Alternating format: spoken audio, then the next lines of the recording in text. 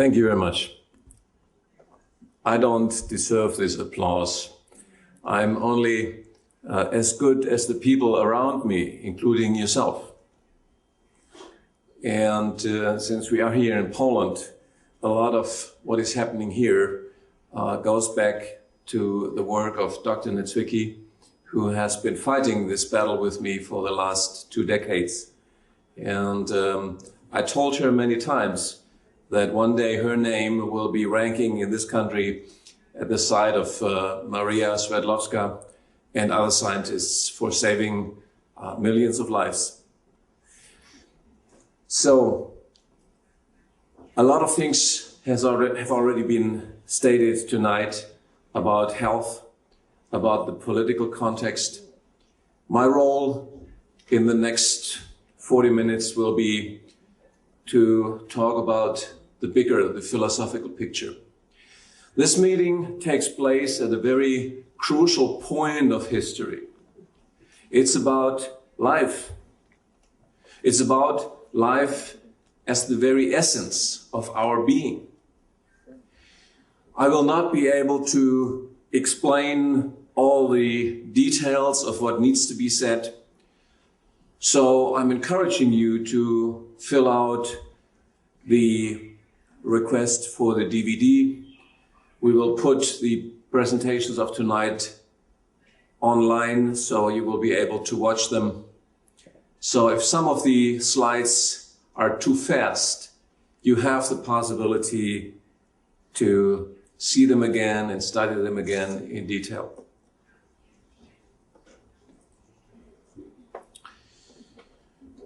Why movement of life?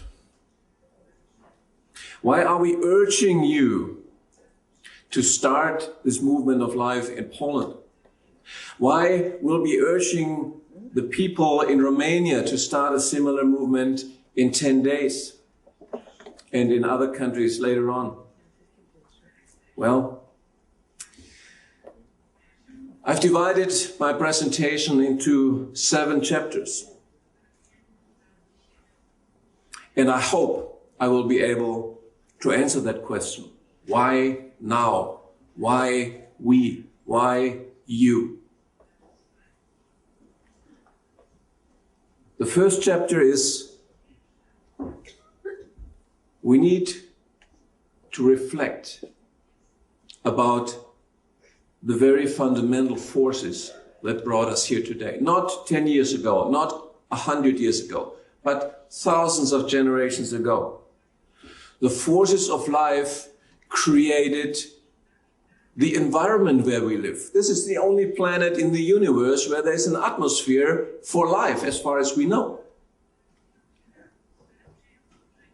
The forces of life created life on this planet.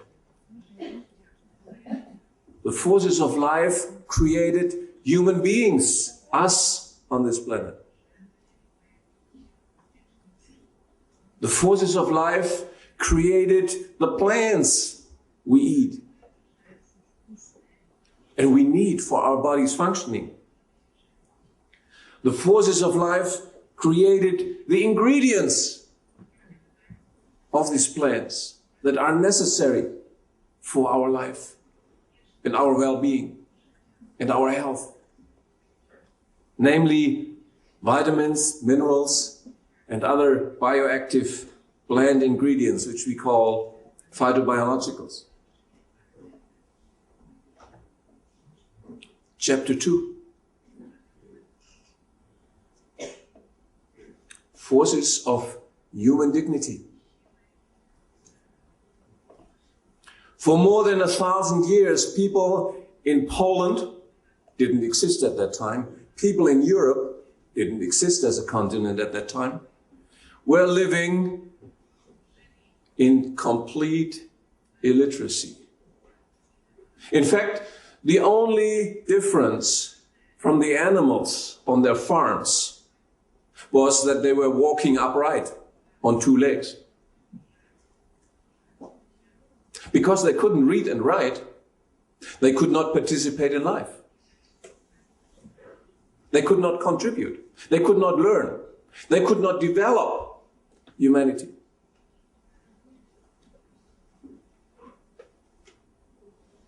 And because of this illiteracy, all sectors of society were essentially closed off for them, with devastating consequences. Epidemics haunted Europe and the rest of the world, for that matter, again and again. And millions of people died from these epidemics because there was no knowledge of how these epidemics came about. Then this happened. During the 16th century, the printing press was invented. Suddenly, books could be printed in the spoken language.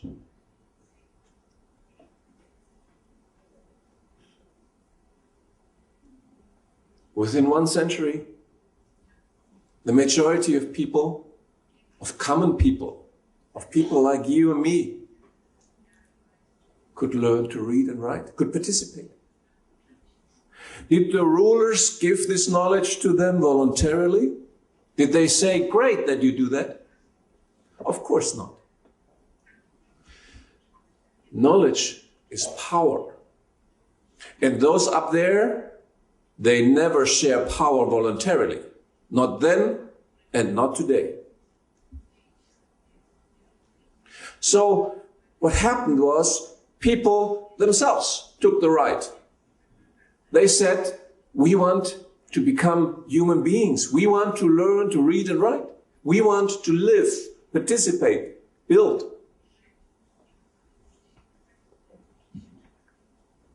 The result was an alphabetization campaign of thus far unprecedented proportions.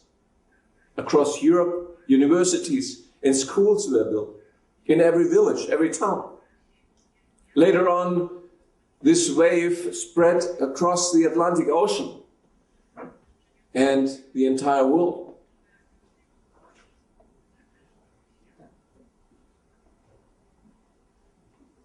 And over time, all areas of society benefited from knowledge.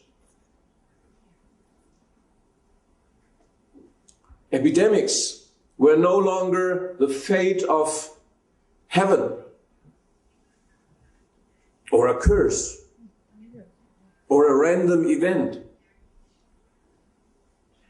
Louis Pasteur discovered that epidemics are caused by tiny little microorganisms.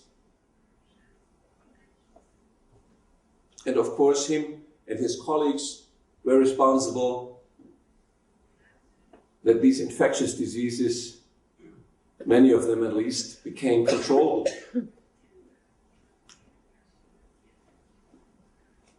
Knowledge was also a driving force for ending dictatorships, medieval autocracy. The people said, we want to determine our future.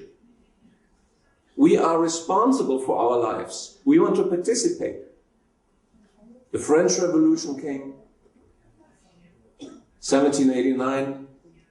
Here you see the picture of the Polish Constitution, the first one in 1791. All of that goes back to education. Education became the purpose and the basis of founding schools and creating more education for propelling science, commerce, trade, and of course, culture and politics. In fact, every area of society was advanced by the participation of the common people. So far, the good forces. But with so much knowledge accumulating, it was inevitable that this happened. The forces of evil, as I call them, they started to fight the forces of life. They said, we want to control this. We want to control knowledge. We own it. We want to determine that. That was the birth hour of the chemical cartel. Why is the chemical cartel so important? Well, maybe you never thought about it, but chemical industry is the industry that determines essentially everything. The colors that you see, the paints of your house, the materials you sit on, the car you drive, the seats in there, the drugs you take, the socks you wear. Go through the next 24 hours. More than 50% of the things you touch come from the chemical industry. No other industry is as pervasive as that in our life. And here is its origin. 1863, Bayer was incorporated. The same year, Höchst was incorporated. Höchst today is incorporated in Sanofi, French company. 2 years later only, BASF was incorporated. So that was the time of complete, of a launch of knowledge in this area, about 150 years ago. What did they do? Well, the first thing they did is they copied nature. Here's the picture of a willow tree. You see them along every river. Well, they found that the willow tree contains in its bark a substance that kills pain. So they reproduced that substance, added a little molecule, and had acetylic salicylic acid, better known as aspirin. And they patented that. Same thing with the coca blend. They isolated the substance that takes away the pain, and they got procaine. And they reproduced it. They were able to identify it and reproduce it synthetically. And they did so not just with 2 substances, but with hundreds, in fact, thousands of substances. This is a book from 1897, so about 114 years ago.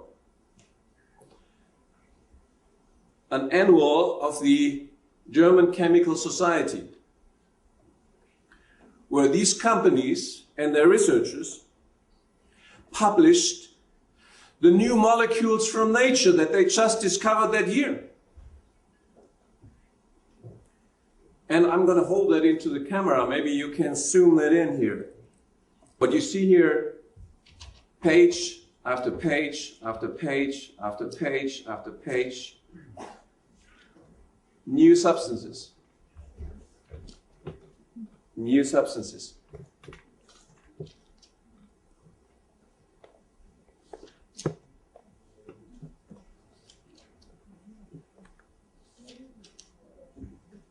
Just to explain this to you, each line is a new molecule. And in this book alone, there are several thousands of these lines, of these molecules. So this is like a sorcerer's manual, a magician's manual for reproducing nature. That is the complete series from 1863 to 1920 of these manuals. Each of them, in total, they contain tens of thousands of new molecules. Knowledge that had never been here before on this planet. They deciphered nature, the molecules. We call it the Lego principle. That's what they did. Putting little molecules together like in a Lego system. But copying nature was only the first step. What they were really aiming at was to possess nature, to own this knowledge exclusively, and to make money from it. So they were up to becoming the new gods. In fact, they called themselves the Council of Gods. So in 1877, to promote this possession, this robbery of nature, they passed a new German patent law, which defined the violation of any of this knowledge, the unlicensed spread of the sorcerer's handbook, as a crime. You would go to prison for doing that.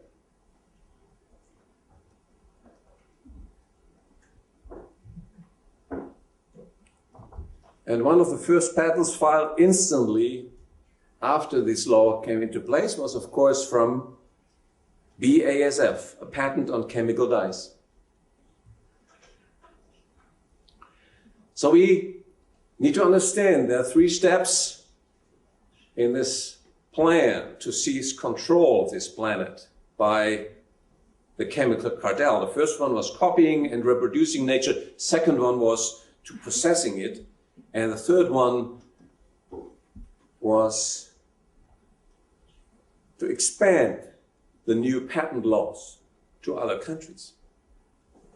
That was the missing link. If they accomplished that, they controlled the world.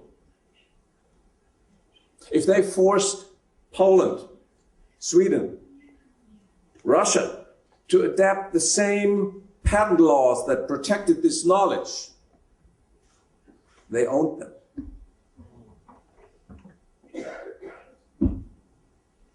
And of course, such devious, such diabolic plans, they have heads, they have their names, their persons behind that.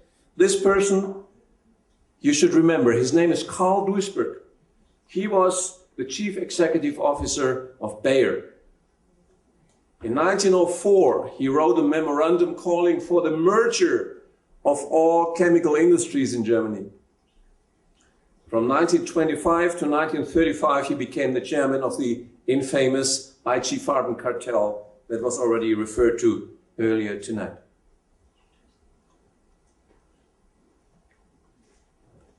Chapter 4.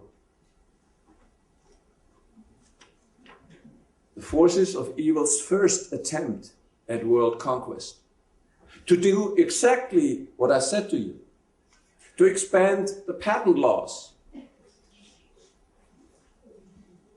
upon the world.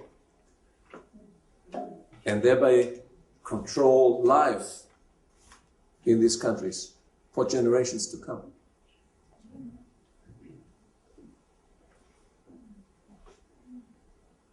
These companies were not operating behind closed doors. They were politically well connected, so well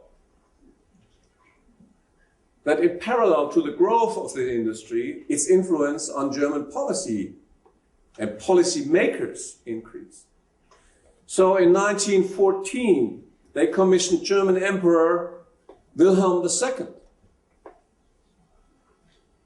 to go to war.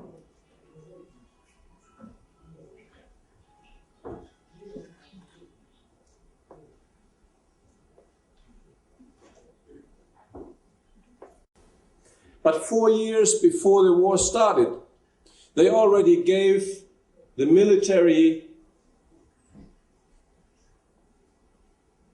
the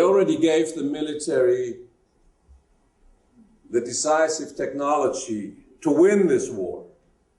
How? The same chemical industry managed to create bombs from air. 70% of air is nitrogen. They were able to liquefy nitrogen and putting it into ammonium, which is the basis of gunpowder. So there was unlimited gunpowder made from air. A dream for everyone who wanted to start a war.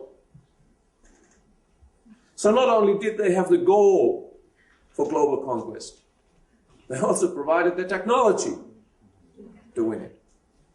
Fritz Haber, BASF. So 4 years before the Cartel launched its first attempt at world conquest in coalition with the German Emperor and the Wehrmacht, they knew how to produce bombs from air. And of course, not surprisingly, Fritz Haber became the coordinator of these efforts within the German War Ministry, with a specific task to produce enough ammonium to win this war and to provide other synthetic materials essential to continue the war.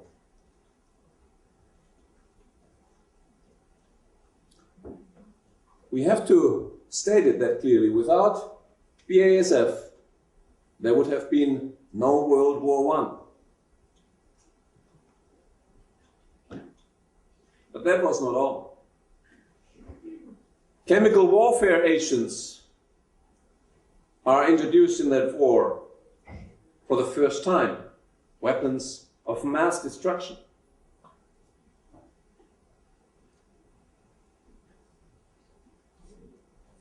The patent owners of mustard gas and other chemical warfare agents are who? Bayer.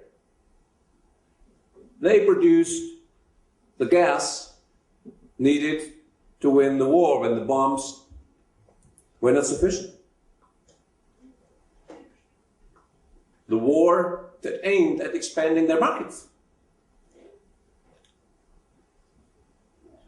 So World War I, in summary, was the first attempt of the chemical cartel at the military conquest of the world to create one single worldwide market for patented chemical and pharmaceutical products. More than 16 million soldiers and civilians died. More than 20 million were wounded in the first global conquest war of the chemical cartel. This was the price that mankind 100 years ago did not possess, did not have the analysis that we, the speakers tonight, are giving you. And if you don't know, you cannot act.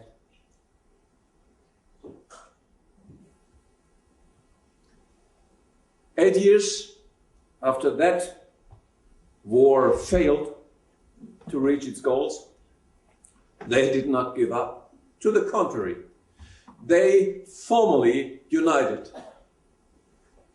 into one company. Bayer, BASF and Hoechst became one company called IG Farben. Company value 11 billion Reichsmark at that time. More than 80,000 employees doing nothing else than expanding this. Chapter 5. The second attempt at world conquest.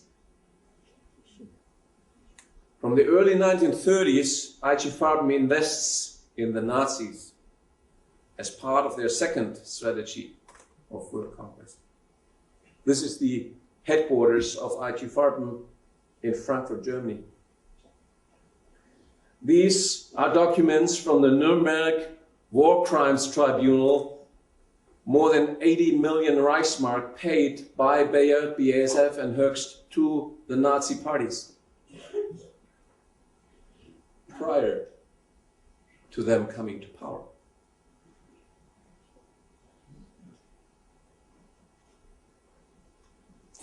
This is a page from a marketing brochure of Bayer from 1936, 3 years before the Nazi cartel coalition invaded Poland.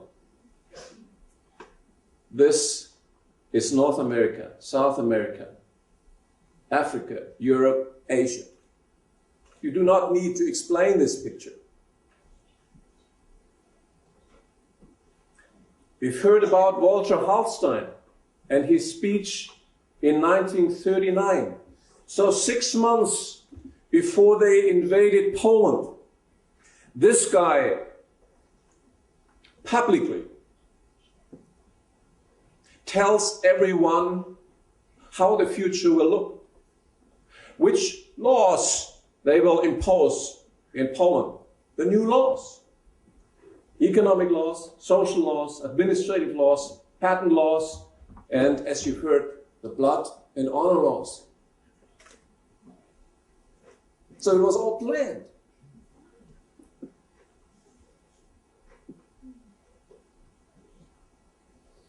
One of the central elements of their strategy was the so-called Grand Plan East, in German Generalplan Ost. It was very simple. Germany was the cartel's economic and political headquarters. And Eastern Europe and the rest of the world was a reservoir of dependent consumers and slave laborers. That was the plan.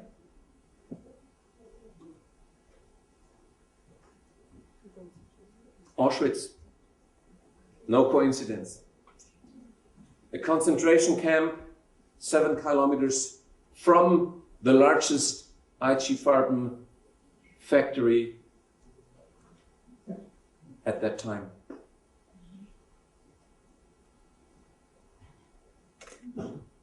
They expanded the concentration camp Auschwitz as a reservoir for the slave labor they needed to build these industrial plants.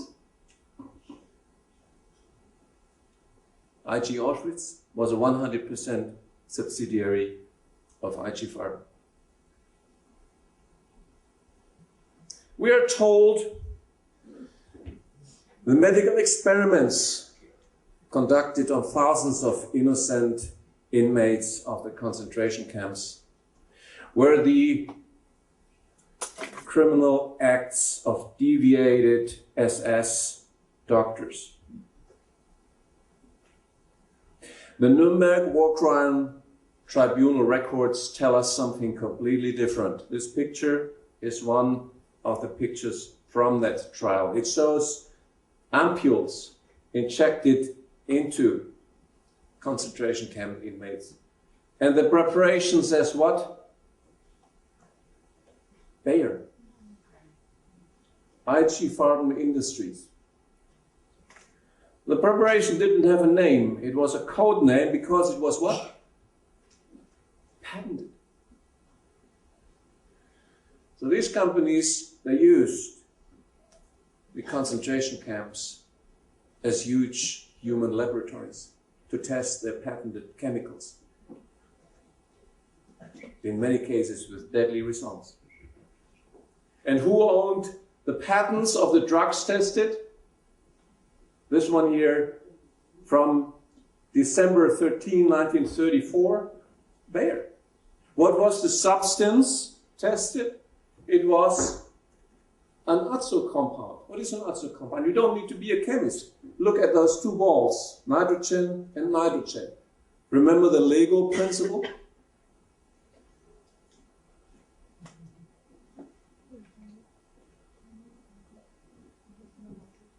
Zyklon B used to kill millions in the Cartel gas chambers. Who was supplied by the IG Farben subsidiary Degesch. After World War II, Degesch executive Karol Wojtyla became head of the new BASF. He didn't end up in prison for what he did. He was made captain of one of the flagships of post-war chemical BASF. Again, from the Nuremberg War Crime Tribunal's documents, the dependency of the Nazi Wehrmacht on IG Farben's products. 100% of the rubber used by the Wehrmacht came from IG Farben. 100% of the oil used. 100% of the blood serum, and so on and so forth. Any questions? We can summarize that chapter of history, especially of Polish history, as follows. World War II was the second attempt of the chemical drug cartel at the military conquest of the world to create a one single planet-wide market.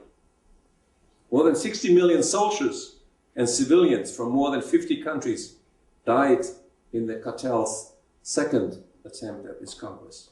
And again, the knowledge, the analysis that you hear tonight from us was unfortunately not available at that time. So mankind had to go through this experience.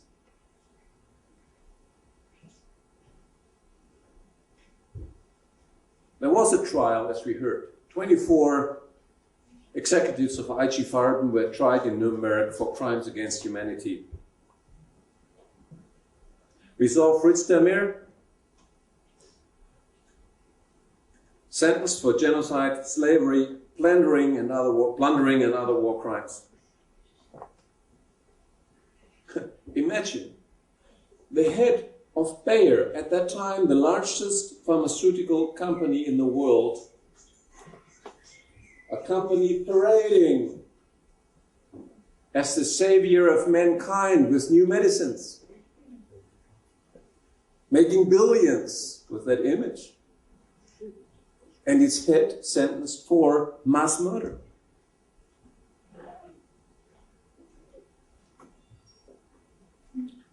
So what happened after 1945? Well, we all know that the political and military henchmen of this coalition were sentenced to death or long-term prison sentences in Nuremberg. What we don't know is that the economic masterminds of World War II, the executives of IG Farben, were soon reinstated as industry captains in post-war Germany.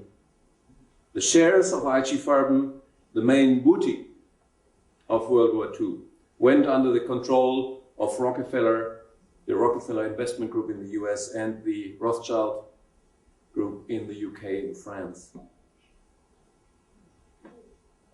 If we look back, there are things to be learned. One of them, perhaps the most important lesson, comes from the people who were there.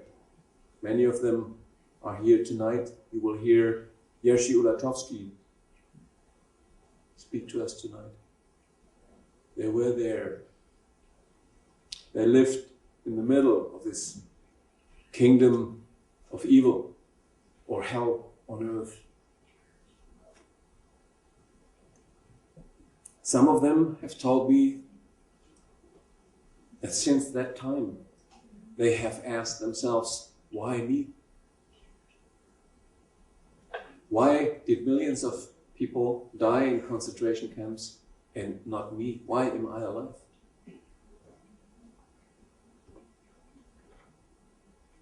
Chapter 6. The third attempt at global conquest. That part you've heard quite a bit about from Paul. The third attempt is again an effort at world conquest, this time via a new platform in the Brussels EU. In 1956, war criminal Fritz Demir is reinstated as chairman of Bayer. The very same year, 11 years after the end of World War II, Nazi lawyer Walter Hallstein is appointed chief political architect of the Brussels EU. Hallstein was not just an innocent lawyer. He participated in 1938 in the negotiations in Rome. Hitler and Mussolini met in May 1938 in Rome to divide Europe and to make a final tuning for the World War II. 1 month later, a group of lawyers from Italy and from Germany met to define the legal details of this war result. who was representing the German Reich? This man. Rome, 1938. Where were the first treaties of the European Union signed? 18 years later in the same city. And even the structure of the Brussels EU headquarters resembles the swastika symbol that Hallstein proudly carried on his vest. If you need to picture the undemocratic nature of Brussels, look at this picture. There are 54,000 paid technocrats, unelected by the people, supporting the EU Commission, paid. These are their servants. They do nothing else than serving the interests of the cartel. And here, this little thing down here is the European Parliament with 736 members. Usually they are there for 4 years, and then someone else is coming. But these guys are staying. So on every member of the European Parliament, there are 80 cartel lobbyists making sure that these members of the EU Parliament do what they want.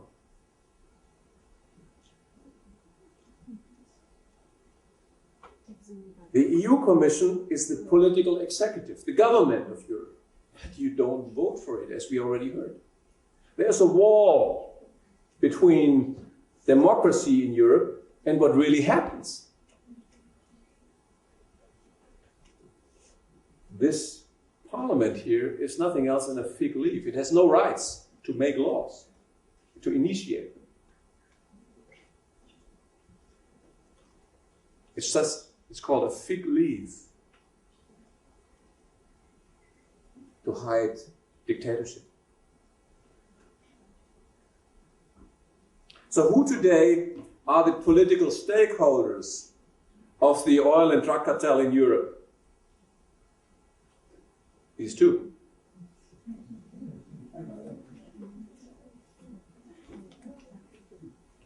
And these are the corporations that made them, that brought them into these positions.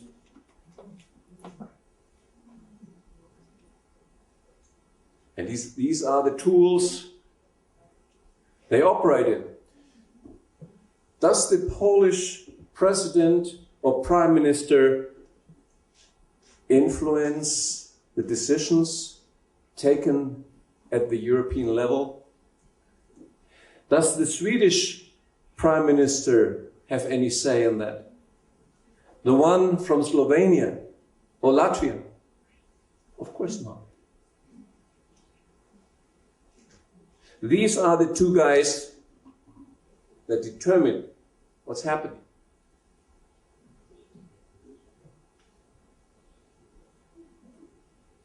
And the key assignment of these political stakeholders by the interest groups that made them are in 3 areas. Health, the promotion of patented pharmaceutical drugs. Energy, the promotion of petrochemicals.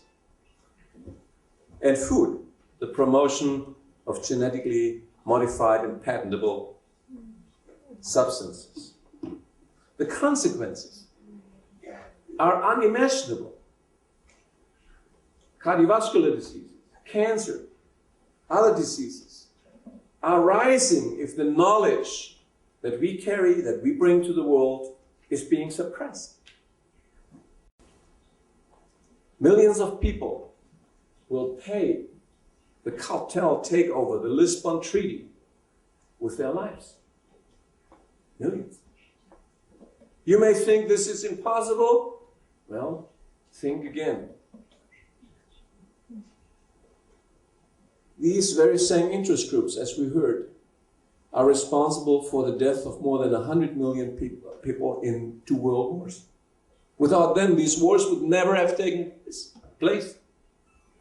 And now they're responsible for 17 million heart attacks that continue every year if this knowledge is not being used in the hospitals and medical practices, and 8 million people who die from cancer unnecessarily. They've done it before, ignored the interests of millions of people, sacrificed their lives, and they're doing it again. And as for the Grand Plan East or the Generalplan Ost, well, look what's happening in Greece. Look what's happening in Spain, in Portugal. Look what's happening in other countries that have not made the news yet. It's just the beginning. So here is the master plan, the cartel's strategy to force Greece, Ireland, Spain, and the rest of Europe into bankruptcy. Well, why would they do that? Well, first of all, let's look at how they do it. They promote diseases behind the mask of providing health care. They do exactly the opposite from what their goal is. How can you cure cancer with chemotherapy when half of the chemotherapy substances are known to cause new cancer? And if you deceive entire nations with respect to the healthcare system, you are draining them economically. You're killing the people, but you also drain them economically, entire nations. Because you force them to pay billions for imports of patented drugs. And that money, that's what causes the bankruptcy of entire nations. Not because the people in Greece, Ireland, or for that matter other European countries are lazy. It's the systematic drainage of essential funds. So now we come to the real purpose of this plan. The real purpose is the political takeover of entire continents. So by maintaining this crisis, by constantly draining this money, they actually cause the crisis. So when the crisis comes, Mr. Sarkozy can stand up there and can say, we need a transnational government for all Europe. And the same is also true for the oil business. So there are alternative energies available right now, but they're not being used. Why? Because they're being blocked in order that this scheme works in this area too, draining the national resources and make the people of Poland, and for that matter all of Europe, dependent on oil. Same purpose, same effect, bankruptcy of just about any country if that continues. And then, in order to hide that scheme, the political stakeholders of the cartel, namely Sarkozy and Merkel, embark on what I call psychological warfare against the people of Europe. Deception. They call it exactly the opposite. Defamation of people like us, of the pioneers who say this is what's happening. And distraction, like wars in Libya and other areas. The purpose of all of that, confusion. You should not know what's left and right. It's such a crazy world. Let's just hand over all responsibility to those guys up there. That's what they want. Then they launch fear campaigns. Do you remember the influenza epidemics on the pig flu? There was nothing about it. And the goal of all of that is to cause an increasing dependency of the people of Europe and ultimately to make them accept even a dictatorial regime. You are reminded when you look at that at George Orwell's 1948, 1984.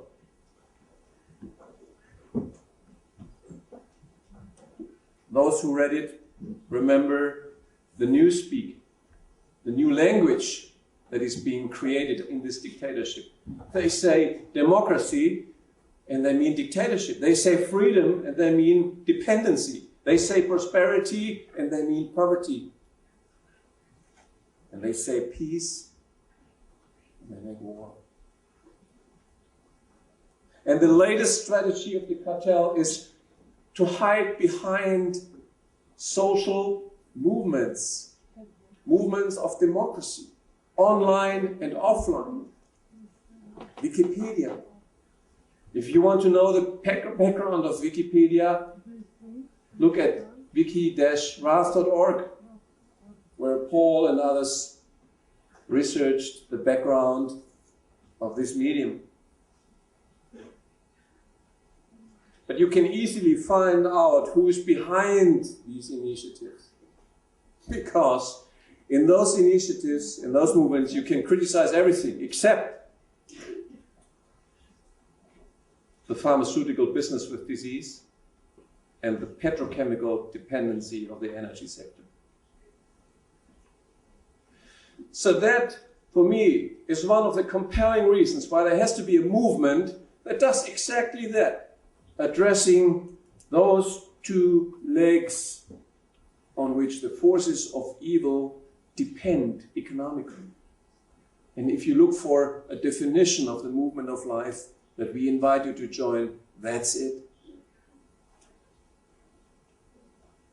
The time has come, historically, for a global movement that defines as its goal to end these dependencies from pharmaceutical drugs and from petrochemical energy supplies. Chapter 7. The opportunity and responsibility of the movement of life now. I was privileged as a scientist to make contributions like that. The possibility for the first time in history to reverse the plaques in the coronary arteries that lead to heart attacks. It's documented in my book, Why Animals Don't Get Heart Attacks.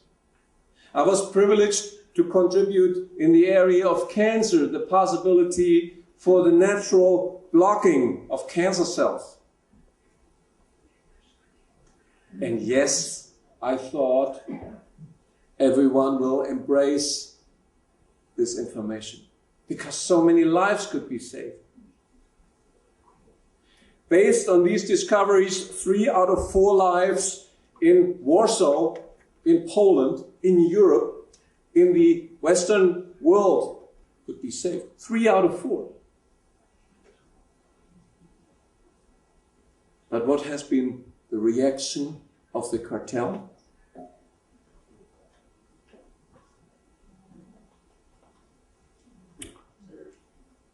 Over the last 10 years, they filed more than 100 lawsuits against me, against our research. Why? To block this information. So when I'm standing here and talking so clearly about these interests, that's no coincidence. After 10 years of that, you know your opponents.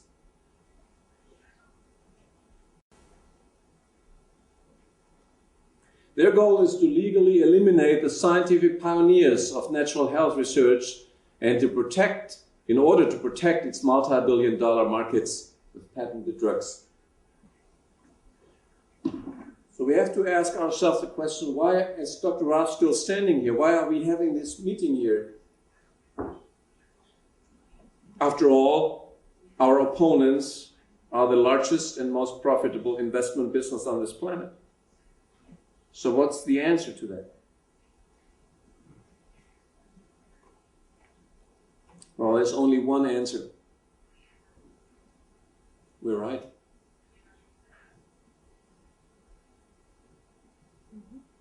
Otherwise, we would not be here.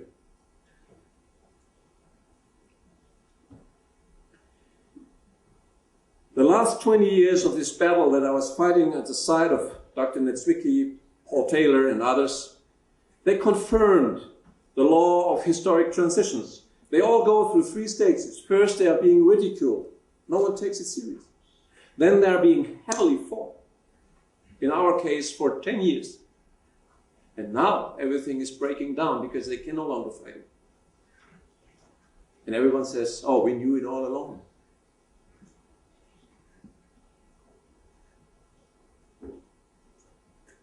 So, the main goals of the movement of life are health for all, ending the dependency from patented drugs, eradicating diseases, food for all, ending the GMO madness, fighting world hunger, energy for all, ending dependency from oil, and initiating a global acceptance of renewable energy. And this change doesn't come violently.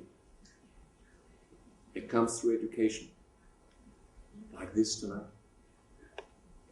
And we all, you, are the teachers. So here are the scientific breakthroughs, the positive things that you heard from Dr. Niedzwiecki. Here is the exposure of the background of those forces that try to block it, which you heard from Paul Taylor and myself. So the movement of life, the things we call upon you to launch here in Poland, that's the consequence of that. That closes that circle. And this movement of life is the basis for the liberation of mankind from false dependencies, from the strangulating business with outdated technologies. This is the call for a movement of life, which has been referred to. You can get copies outside. It was launched 3 months ago with the help of August Kowalczyk and Jerzy Ulatowski, both Auschwitz survivors. You can also go online and read this text in the Polish language.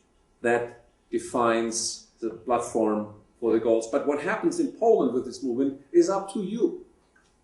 We will not tell you what to do. We have a common goal: to give to our children and grandchildren a planet that is different from today.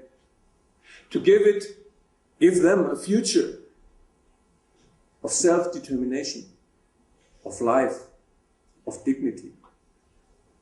That is our common goal. How you do that, what you do, is up to you. But you must do it. So you can see that this lecture of mine came round circle. We started off with the chapter, The Forces of Life. We went through in a cycle to the forces of evil and death. And we're coming back now, today, here in this room, to the need, to the necessity, to the historical responsibility to protect life.